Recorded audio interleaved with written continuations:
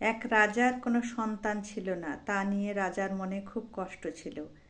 একদিন এক রাজকর্মচারী রাজামশাইকে এসে বলেন, আমাদের রাজ্যে এমন একজন সাধু আছেন যিনি সব সমস্যার সমাধান করে দিতে পারেন। তখন রাজামশাই বললেন, চলো তাহলে তার কাছে যাওয়া যাক।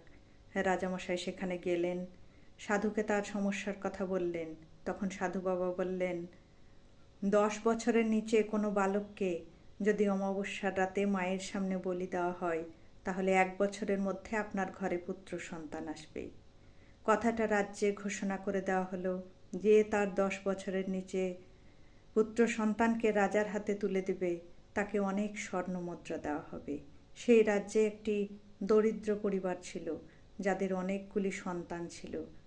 তারা তখন ওই স্বর্ণমুদ্রার লোভে তাদের সবচেয়ে ছোট ছেলেটিকে রাজার হাতে তুলে দিলেন।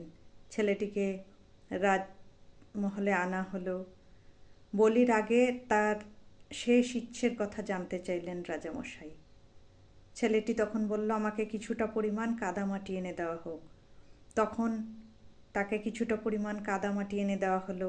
তা দিয়ে সে 4টি ঘর তৈরি করলো এবং প্রথম 3টি ঘর ভেঙে দিল। তখন রাজা ভাবল, ছেলেটি বোধহয় তন্ত্রবিদ্যা জানে। সে ওই ছেলেটিকে জিজ্ঞাসা করল, আচ্ছা তুমি 4টি ঘর তৈরি করলে কিন্তু প্রথম 3টি ঘর ভেঙে দিলে কেন? তখন ছেলেটি বলল, প্রথম যে ঘরটি ভেঙেছি সেটা ছিল আমার বাবা মায়ের।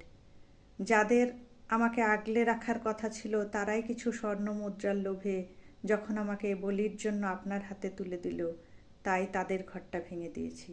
দ্বিতীয় ঘরটা ছিল আমার আত্মীয় স্বজন ও পাড়া প্রতিবেশীদের, কারণ তাদের উচিত ছিল আমার মা বাবাকে বোঝানো, কিন্তু তারা কেউ সে কাজ করেনি, তাই তাদের ঘরটাও ভেঙে দিয়েছি। তৃতীয় ঘরটা ছিল আপনার। রাজার কাজ হলো প্রজাদের রক্ষা করা, সেই রক্ষকই যখন ভক্ষক হয়ে ওঠে, তাই আপনার ঘরটাও ভেঙে দিয়েছি। চতুর্থ ঘরটি হলো ঈশ্বরের, তাই ওটা রেখে দিয়েছি, কারণ আমি সবটা তাঁর ওপর ছেড়ে দিয়েছি, তিনি এখন যা করবেন তাই হবে। রাজা ভাবল, সত্যিই তো, রাজার কাজ প্রজাদের রক্ষা করা, তাহলে আমি কী করতে যাচ্ছিলাম, এতে আমার কী ভালো হবে? তখন রাজা সেই ছেলেটিকে বুকে জড়িয়ে ধরলেন এবং বললেন, আজ থেকে তুমিই আমার পুত্র, তুমি আমার রাজ্যের উত্তরাধিকারী। সত্যিই তাই।